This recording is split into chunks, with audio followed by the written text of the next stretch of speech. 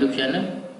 आज मैं आपको पॉलिटिक्स पढ़ाने जा रहा हूँ, लेकिन इससे पहले आप मेरे यूट्यूब चैनल को like, subscribe, comment and share करना ना भूलें। और हाँ, press the bell icon. Okay, तो आइए हम लोग पॉलिटिक्स का लेक्चर स्टार्ट करते हैं। आज का टॉपिक्स है भारत का संवैधानिक विकास। आज हम लोग पढ़ेंगे भारत का संवैधानिक विकास कैसे हुआ, किन परिस्थितियों में हुआ, भारत की संवैधानिक विकास की नींव कैसे पड़ी, ये प्लेटफॉर्म कब तैयार हुआ, प्लेटफॉर्म तैयार होने का क्या आधार है। ओके, तो इन सारी सवालों का आज हम लोग जवाब देखेंगे और इसी पर डिस्कस करेंगे। ओके, सबसे पहले भारत का संवैधानिक विकास। भारत का संवैधानिक विकास को हम लोग दो चरण में डिवाइड करते हैं। भारत के संवैधानिक विकास को दो चरण में डिवाइड करते हैं। पहला चरण 1773 से 1853। इसमें क्या हुआ? 1773 से 1853 में क्या हुआ? ब्रिटिश ईस्ट इंडिया कंपनी के अंतर्गत पारित अधिनियम, मतलब ब्रिटिश ईस्ट इंडिया कंपनी उस समय हमारे देश में आकर शासक बन चुकी थी। तो 1773 से 1853 तक उन्होंने कुछ अधिनियम पारित किया था, कुछ रूल फॉलो करवाने की कोशिश की थी। पहला चरण वो है। और दूसरी चरण ब्रिटिश ताज के अंतर्गत पारित अधिनियम। जब 1857 की क्रांति हुई तो उसके बाद 1858 में भारत का शासन ब्रिटिश ईस्ट इंडिया कंपनी से लेकर ब्रिटिश क्राउन के हाथों में दे दिया गया था। तो ब्रिटिश क्राउन के अंतर्गत फिर रूल बनना स्टार्ट हुआ। तो उसी को हम लोग पढ़ेंगे सेकंड फेज में। 1858 से 1947 में हमारा देश आज़ाद हो गया। ओके, तो पहली बात, ईस्ट इंडिया कंपनी की पृष्ठभूमि हम लोग सबसे पहले जान लेते हैं कि ईस्ट इंडिया कंपनी की पृष्ठभूमि कैसे हुई, ईस्ट इंडिया कंपनी कैसे बनी। भारत में अंग्रेजों का आगमन को एक नए युग का सूत्रपात माना जा सकता है। सन 1600 ईस्वी में कुछ अंग्रेज व्यापारियों ने इंग्लैंड की महारानी एलिजाबेथ से, उस समय इंग्लैंड की महारानी कौन थी? एलिजाबेथ। तो एलिजाबेथ से भारत से व्यापार करने की अनुमति ली। इसके लिए उन्होंने ईस्ट इंडिया कंपनी की स्थापना 31 दिसंबर सन 1600 ईस्वी को कर ली। उस समय के बहुत पहले पुर्तगाली भी समुद्री मार्ग से भारत की खोज कर चुके थे। उसके बाद पुर्तगाली के बाद डच आए, उसके बाद ब्रिटिश आए। तो सबसे पहले हम लोग ये जानेंगे कि ईस्ट इंडिया कंपनी की स्थापना कब हुई? 31 दिसंबर 1600 ईस्वी को हुई। ये याद रखना है, ईस्ट इंडिया कंपनी की स्थापना 31 दिसंबर 1600 ईस्वी की हुई। उस वक्त ब्रिटेन की महारानी एलिजाबेथ प्रथम थी। इन्होंने ही ईस्ट इंडिया कंपनी को एशिया में व्यापार करने की अनुमति प्रदान की थी। जिन्होंने ईस्ट इंडिया कंपनी को एशिया में कारोबार करने की खुली छूट दी थी, मगर वक्त ने ऐसी करवट ली कि ये कंपनी कारोबार करने के बजाय सरकार बन बैठी। अंग्रेजों ने, ईस्ट इंडिया कंपनी ने कभी सोचा भी नहीं था कि हम भारत का शासक बन जाएंगे, भारत पर अधिकार करके वहाँ का शासन चलाएंगे, वहाँ का सरकार बना लेंगे। लेकिन समय के साथ बहुत बड़े बदलाव हुए और वे व्यापारी से शासक बन बैठे। तो सबसे पहली बात कि जब ईस्ट इंडिया कंपनी यहाँ आई तो पहले व्यापार कर रही थी। व्यापार करने के साथ धीरे धीरे उसका इंटरेस्ट इंडिया में और बढ़ा। अब वो धीरे धीरे यहाँ के शासक से, स्थानीय शासक से युद्ध करना प्रारंभ किए। युद्ध करने के बाद वो कुछ युद्ध में विजय भी हुए, कुछ में हार भी हुए। इसमें सबसे निर्णायक मोड़ प्लासी का युद्ध 1757, 23 जून 1757 को प्लासी का युद्ध। प्लासी कहाँ पड़ता है? इसका जवाब आप कमेंट बॉक्स में देंगे। ओके, उसके बाद तो बता देता हूँ मैं, चलिए। प्लासी बंगाल में पड़ता है, नदिया जिले में। ओके, तो प्लासी का युद्ध, उसके बाद प्लासी का युद्ध जीतने के बाद 1764 में बक्सर का युद्ध, बक्सर कहाँ पड़ता है? बिहार में। तो बक्सर का युद्ध जीत लिए और 1765 में वो इलाहाबाद की संधि भी कर लिए, इलाहाबाद की संधि कर लिए मुगल सम्राट से, और अवध के नवाब से भी कर लिए संधि। तो वे अब यहाँ का शासक, समझिए तो शासक बन ही चुके थे। लेकिन वो शासक बन चुके थे, लेकिन वो शासन यहाँ खुद नहीं करना चाहते थे, वो जनता की नज़र में नहीं आना चाहते थे।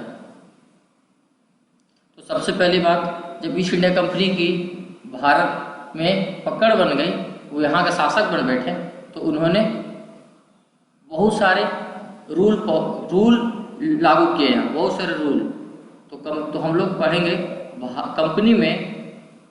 कंपनी के अंतर्गत पारित अधिनियम, कंपनी ने क्या कौन कौन सा अधिनियम पारित किया। अच्छा, इसके पहले सबसे पहले सवाल उठता है कि भारत में सबसे पहले कौन आए थे व्यापार करने। तो सबसे पहले कौन आए थे, देखिए यहाँ PDE, P मतलब पुर्तगाली, D मतलब डच कहाँ के निवासी थे? नीदरलैंड के, और E मतलब इंग्लिशमैन मतलब ब्रिटिश, अंग्रेज।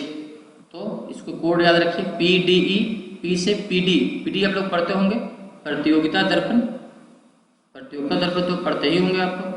और प्रतियोगिता दर्पण कौन पढ़ते हैं? इंग्लिशमैन, मतलब अंग्रेज बहुत पढ़ते थे प्रतियोगिता दर्पण, ये बस ट्रिक है।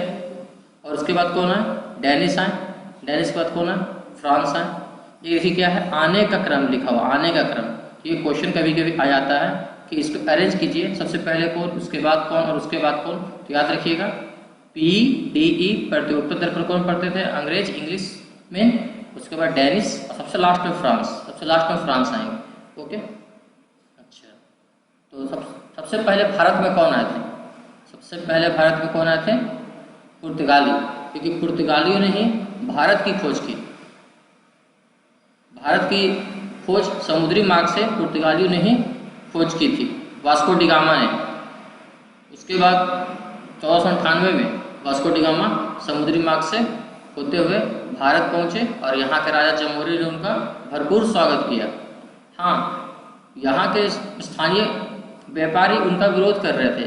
विरोध करने के बावजूद भी जमोरी जो शासक थे वो यहाँ भारत के, वो इनका जोरदार स्वागत किए। तो सबसे पहले भारत में व्यापार करने कौन आए थे?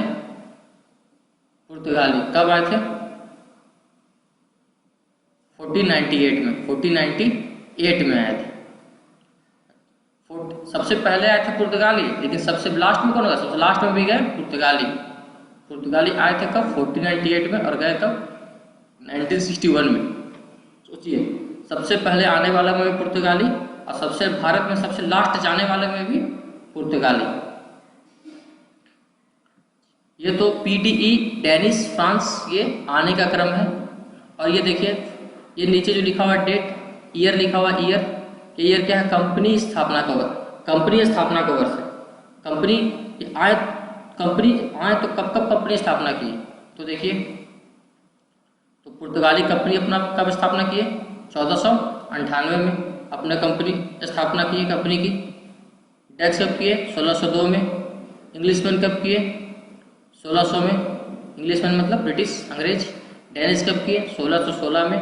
और फ्रांस कब किए? 1664 में। तो आप ये डेट याद रखिएगा। डेट देखिए, बस ये आने का क्रम आप लोग याद रखिए, पहले PDE और लास्ट में, सबसे लास्ट में फ्रांस, तो उसके पहले क्या? डेनिस। बस आप लोग को याद हो गया होगा। अब देखिए, तो इसमें ये तो आने का क्रम, लेकिन कभी कभी क्वेश्चन पूछता है कंपनी के स्थापना वर्ष से। कंपनी स्थापना वर्ष मतलब सबसे पहले कंपनी किसने स्थापना किया, उसके बाद कंपनी किसने स्थापना किया कंपनी की। तो इसमें क्या होगा, सिर्फ सेकंड और थर्ड क्या होगा? इंटरचेंज हो जाएगा। सेकंड में कौन है? सेकंड में डच, और थर्ड में इंग्लिशमैन, ब्रिटिश। ये दोनों इंटरचेंज हो जाएगी। देखिए, पहले आए थे डच पहले आए थे जरूर, लेकिन अब उसने अपनी कंपनी की स्थापना बाद में की। और ब्रिटिश, इंग्लिशमैन आए थे बाद में, लेकिन उन्होंने कंपनी के अपना थोड़ा पहले कर लिया डेथ से। ओके,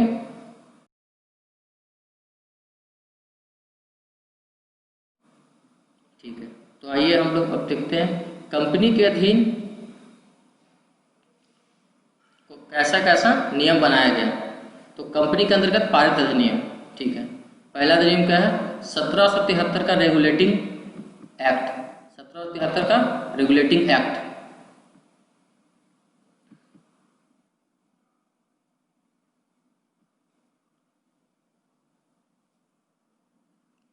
भारत में ईस्ट इंडिया कंपनी के कार्यों को नियमित और नियंत्रित करने की दिशा में ब्रिटिश गवर्नर द्वारा उठाया गया यह पहला कदम था। तो जब ईस्ट इंडिया कंपनी भारत में आई तो ब्रिटिश सरकार द्वारा उठाया गया पहली कदम ईस्ट इंडिया कंपनी को कंट्रोल करने को, रेगुलेट करने के लिए, कंट्रोल करने के लिए ब्रिटिश सरकार ने, ब्रिटिश की गवर्नमेंट ने सबसे पहला कदम कौन उठाया था? तो रेगुलेटिंग एक्ट, 1773 का रेगुलेटिंग एक्ट। इसलिए ये रेगुलेटिंग एक्ट बहुत इंपॉर्टेंट है, क्योंकि क्वेश्चन पूछ सकता है कि ईस्ट इंडिया कंपनी के कार्यों को भारत में नियंत्रित और नियमित करने की दिशा में भारत में सबसे पहला कदम उठाया गया। कब उठाया गया? तो क्या होगा? 1773 का रेगुलेटिंग एक्ट। ओके, इसके द्वारा भारत में केंद्रीय प्रशासन की नींव रखी गई। केंद्रीय प्रशासन का मतलब क्या होगा? मतलब एक जगह से शासन को कंट्रोल करना। अभी इंडिया में कहाँ से कंट्रोल होता है? सेंट्रल कहाँ है? सेंट्रल गवर्नमेंट दिल्ली से कंट्रोल होती है। तो उस समय भी एक जगह से कंट्रोल होना शुरू हुआ था, मतलब केंद्रीय प्रशासन की नींव रखी गई थी। तो इसलिए 1773 का रेगुलेटिंग एक्ट बहुत इंपॉर्टेंट होता है। 1773 की रेगुलेटिंग एक्ट क्या क्या विशेषताएं थी? हम लोग इसका विशेषताएं पढ़ लेते हैं कि 1773 के रेगुलेटिंग एक्ट के कौन कौन सी विशेषताएं थी। तो पहला विशेषता क्या थी? ये क्वेश्चन मेंस में भी आ सकता है, आप लोग के स्पीसीएस के मेंस में भी आ सकता है, ये पीटी में भी आ सकता है क्वेश्चन। तो इसको अच्छे से समझिएगा। 1800 देखिए, बंगाल के गवर्नर को बंगाल का गवर्नर जनरल बना दिया गया। रेगुलेटिंग एक्ट 1773 का जो रेगुलेटिंग एक्ट है, 1773 का रेगुलेटिंग एक्ट, इसमें क्या किया गया? बंगाल के गवर्नर को बंगाल का गवर्नर जनरल बना दिया गया। और क्या किया गया? बंगाल के गवर्नर जनरल के कार्य में हेल्प करने के लिए एक एग्जीक्यूटिव काउंसिल बनाई गई। एक एग्जीक्यूटिव काउंसिल बनाई गई 4 मेंबर की एग्जीक्यूटिव काउंसिल बनाई गई, कार्यकारिणी परिषद जिसे कहते हैं। और इस मेंबर का कार्यकाल क्या था इसका? 5 इयर्स। ओके, 5 साल के बाद फिर नया एग्जीक्यूटिव काउंसिल गठित किया जाएगा।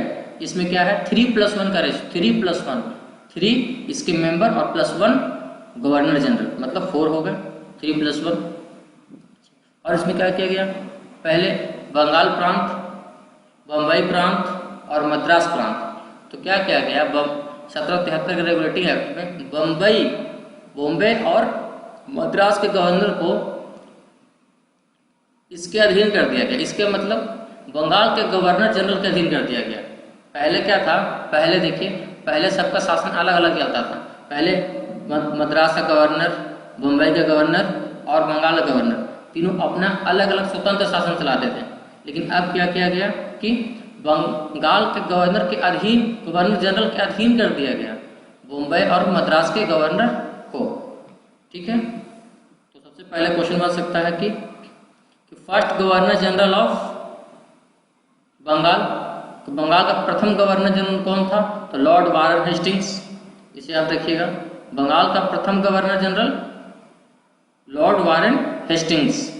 ओके, उसके बाद अब हम चलते हैं 1773 के रेगुलेटिंग एक्ट में दूसरा क्या विशेषता है? दूसरा किसकी विशेषता क्या है? 1774 में उच्चतम न्यायालय की स्थापना की गई, सुप्रीम कोर्ट की स्थापना की गई।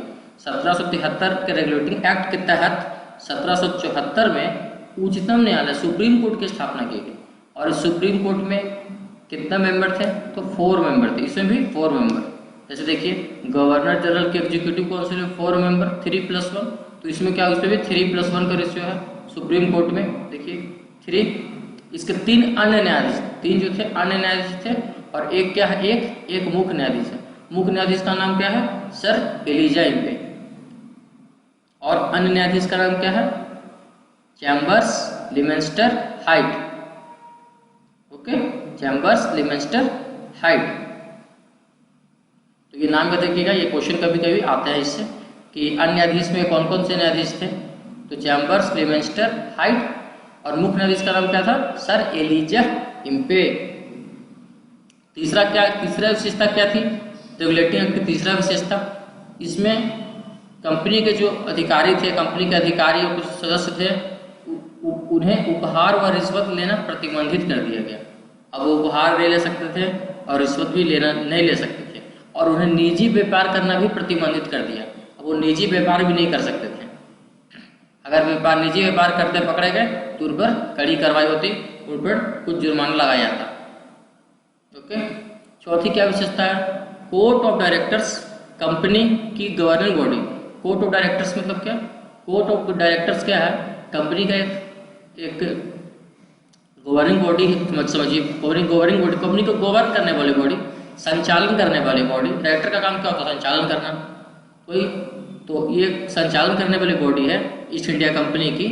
तो कोर्ट ऑफ डायरेक्टर्स का काम क्या काम था, राजस्व, रेवेन्यू, नागरिक और सैन्य मामलों, इनका यही काम था। ये 3 काम किन्हें दे दिया गया, ये 3 काम कोर्ट ऑफ डायरेक्टर्स को दे दिया गया रेगुलेटिंग एक्ट के तहत कि राजस्व का काम, नागरिक से संबंधित काम और सैन्य मामले से संबंधित काम आप संभालिए। और ये देखिए, ये तीनों का जो डिटेल है वो समय समय पर ब्रिटिश गवर्नमेंट को देना पड़ता था। किन्हें, कोर्ट ऑफ डायरेक्टर्स को। कोर्ट ऑफ डायरेक्टर्स को ये रूल बनाया गया कि कोर्ट ऑफ डायरेक्टर्स समय समय पर राजस्व, नागरिक और सैन्य संबंधी मामले के बारे में जानकारी जो भी होंगे वो ब्रिटिश गवर्नमेंट को दिया करेंगे। ओके, तो ये इनकी विशेषताएं हम लोग पढ़ लिए। अब क्या है, अब देखिए, अब हम लोग चलते हैं नेक्स्ट एक्ट की ओर। नेक्स्ट एक्ट क्या है, act of settlement 1781। Act of settlement 1781। तो 1781 के एक्ट में क्या हुआ, एक्ट ऑफ सेटलमेंट में क्या हुआ, देखिए जब रेगुलेटिंग एक्ट बनी थी 1773 में, रेगुलेटिंग एक्ट, उसमें कुछ खामियां रह गई थी। तो इन खामियों को दूर करने के लिए एक्ट ऑफ सेटलमेंट लाया गया। कब, 1781 में। देखिए, रेगुलेटिंग एक्ट की कमियों को दूर करने के लिए ये लाया गया था एक्ट ऑफ सेटलमेंट। उसके बाद एक्ट ऑफ सेटलमेंट के द्वारा और क्या किया गया, और क्या प्रावधान लागू किए गए, तो इसमें क्या हुआ, बंगाल, बिहार और उड़ीसा, बंगाल, बिहार और उड़ीसा पर कलकत्ता गवर्नमेंट लॉ बना सकती थी। कलकत्ता की सरकार थी उस समय, वो इन तीनों प्रांत पर कानून बना सकती थी। ओके, अब देखिए इंडिया का मैप हम लोग देख लेते हैं। अभी तक जो पढ़े उसी को मैप से देख लेते हैं ताकि हम लोग को याद रहे। अभी तो सबसे पहले बताइए आप लोग, इंडिया में कितनी स्टेट्स हैं? पहले 29 स्टेट्स थी, 29 स्टेट्स थी, लेकिन क्या हुआ, पिछले साल वर्ष क्या हुआ, 2019 में क्या हुआ कि जम्मू एंड कश्मीर स्टेट्स को, यूनिट को 2 पार्ट में डिवाइड कर दिया गया। तो उसे 2 यूनियन टेरिटरी में डिवाइड कर दिया गया, 2 केंद्र शासित प्रदेश में बांट दिया गया जम्मू एंड कश्मीर राज्य को। तो अब इसलिए तो एक तो खत्म हो गया, तो अब कितने स्टेट्स बची, कितने राज्य बची, 28 states. Okay, and union territory कितनी थी पहले हम लोग की, 7 थी, 7 यूनियन टेरिटरी थी। तो 7 और एक जम्मू कश्मीर को तोड़ के 2 यूनियन टेरिटरी बनाया गया। क्या, तो जम्मू एंड कश्मीर और लद्दाख। तो 7 पहले थे और 2 इधर जम्मू कश्मीर से 2 बने, तो 7 और 2 9।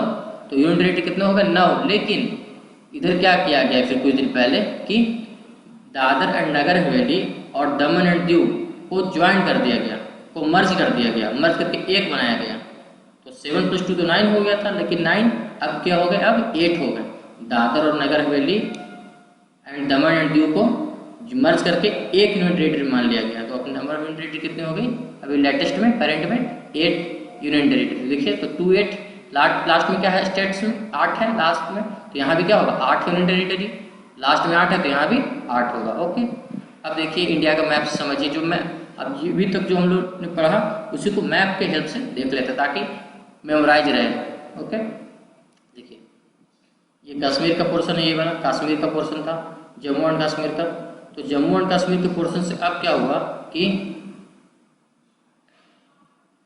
इसे दो पार्ट में ब्रेक कर दिया गया। ऊपर का पार्ट लद्दाख यूनियन टेरिटरी और ये नीचे वाला पार्ट देखिए ये क्या है, Jammu and Kashmir union territory, दो केंद्र शासित प्रदेश बनेंगे। ओके, अच्छा अब देखिए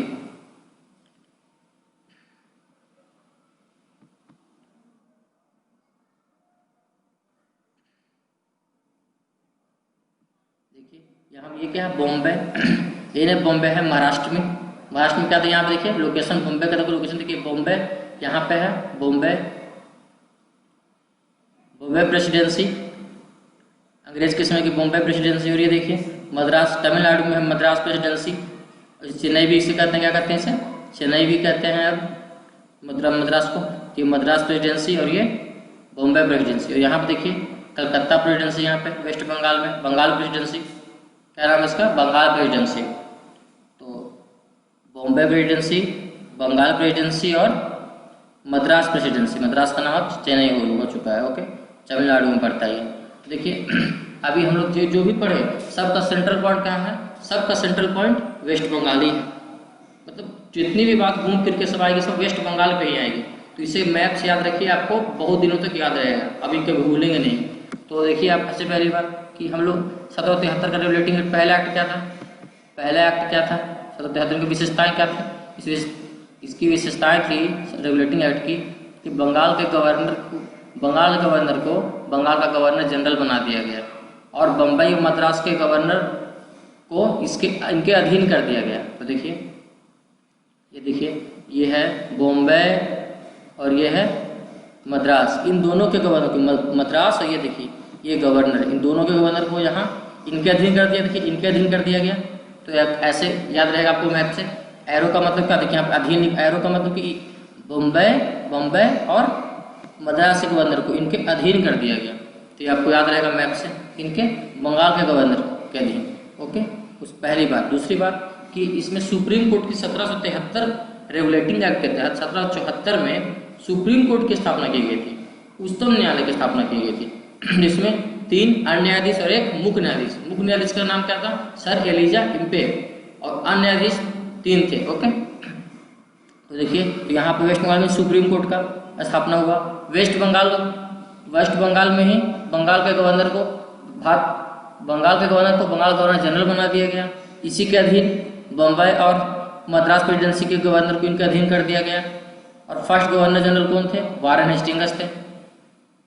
तो बंगाल के गवर्नर को बंगाल गवर्नर जनरल बना दिया गया। और पहले बंगाल के फर्स्ट गवर्नर जनरल कौन थे, वारेन हेस्टिंग्स थे, वारेन हेस्टिंग्स।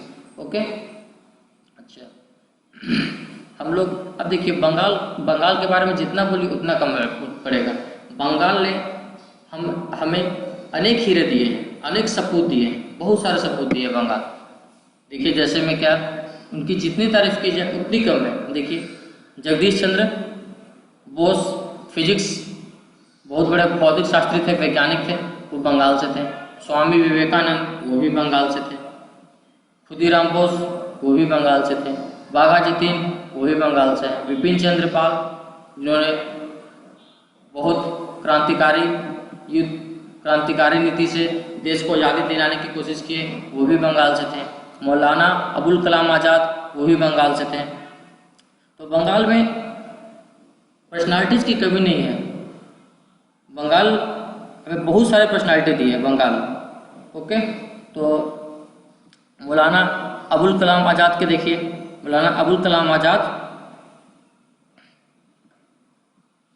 सबसे पहली बात मौलाना अबुल कलाम आज़ाद कांग्रेस के सबसे लंबे समय तक अध्यक्ष पद पर रहने वाले व्यक्ति थे। तो सबसे लंबे समय तक कांग्रेस के अध्यक्ष कौन रहे, मौलाना अबुल कलाम आज़ाद। ये हिस्ट्री का क्वेश्चन है। तो कब से कब तक रहे, तो ये 1940 से 1945 तक बंगाल किसके अध्यक्ष रहे, कांग्रेस के अध्यक्ष रहे। 6 वर्ष, कितने वर्ष रहे, 6 वर्ष ये कांग्रेस के अध्यक्ष रहे सबसे लंबे समय तक। वो भी बंगाल से हैं, बंगाल में उनका जन्म हुआ। ओके, अच्छा 1940 में जो कांग्रेस का अधिवेशन हुआ था 1940 में, वो कहाँ हुआ था? रामगढ़। तो आप बोलिए कि 1940 के बाद 6 वर्ष यही के युग क्यों रहे? क्योंकि 40 में जो रामगढ़ में कांग्रेस का अधिवेशन हुआ था उसके बाद अधिवेशन हुआ ही नहीं, इसलिए 1940 से 1945 6 वर्ष तक कांग्रेस के अध्यक्ष रह गए। ओके, देखिए खुदीराम बोस के बारे में जितना बोले उतना कम है। देखिए खुदीराम बोस के बारे में हम लोग कुछ उनका जीवन की कुछ व्याख्या करते हैं। ओके, क्रांतिकारी खुदीराम बोस एक क्रांतिकारी थे। खुदीराम बोस की उम्र बहुत ही कम थी, तभी उसने पढ़ाई छोड़ दी थी और देश की सेवा में और देश को आज़ाद करने के लिए लग चुके थे।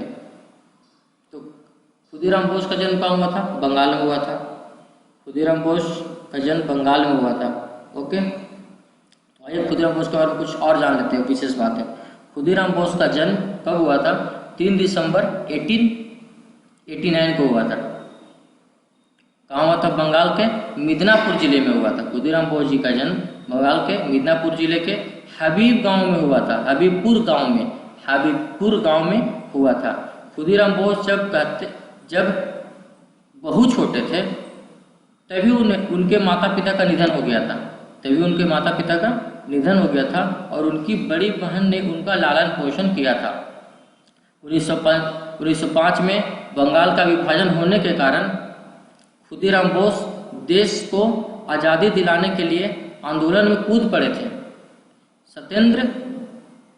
सत्येंद्र बोस के नेतृत्व में खुदीराम बोस ने अपना क्रांतिकारी जीवन शुरू किया।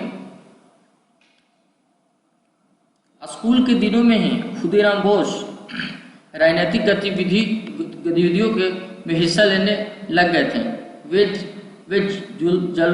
वे जुलूसों में शामिल होते तथा अंग्रेज साम्राज्यवाद के खिलाफ नारे लगाते। भारत को गुलामी के चंगुल से छुड़ाने के लिए खुदीराम बोस के भीतर इतनी लगन थी कि उन्होंने कक्षा 9वीं में ही पढ़ाई छोड़ दी थी, जिसके बाद वो जंग आज़ादी में कूद पड़े। स्कूल छोड़ने के बाद खुदीराम बोस रिवॉल्यूशनरी पार्टी के सदस्य बने और वंदे मातरम पैम्पलेट वितरित किए। 1905 में बंगाल के विभाजन के विरोध में चलाए गए आंदोलन में उन्होंने बढ़ चढ़कर हिस्सा लिया। 6 दिसंबर 1907 को बंगाल के नारायणगढ़ रेलवे स्टेशन पर किए गए बम विस्फोट की घटना में भी खुदीराम बोस शामिल थे। तो इसके बाद एक क्रूर अंग्रेज अधिकारी हुआ करते थे। एक क्रूर अंग्रेज अधिकारी थे, उसका नाम आप लोग को तो पता ही होगा, किंग्सफोर्ड को मारने की जिम्मेदारी दी गई थी। ये रिवॉल्यूशनरी पार्टी के सदस्य बने थे, तब इनको रिवॉल्यूशनरी पार्टी से किंग्सफोर्ड को मारने की जिम्मेदारी दी गई और इसमें उन्हें साथ मिला प्रफुल्ल चाकी इनके साथ थे। दोनों बिहार के मुजफ्फरपुर जिले पहुंचे और एक दिन मौका देखकर उन्होंने किंग्सफोर्ड की बग्घी में बम फेंका, लेकिन बग्घी में किंग्सफोर्ड नहीं था, बल्कि दूसरे अंग्रेज अधिकारी की बीवी और पुत्री थी और वो दोनों मारे गए। इस प्रकार खुदीराम बोस 19 वर्ष की उम्र में ही हाथ में भगवत गीता लेकर हंसते हंसते फांसी के फंदे पर चढ़कर इतिहास रच दिया। खुदीराम बोस के बारे में जितना ही बोले उतना ही कम है। खुदीराम बोस की जो फांसी दिया गया था कितने वर्ष में दी गई थी? 19 वर्ष। ये सबसे कम उम्र में फांसी दिए जाने वाले क्रांतिकारी वीर थे। फांसी कब पड़ा था? 1908 में मुजफ्फरपुर में।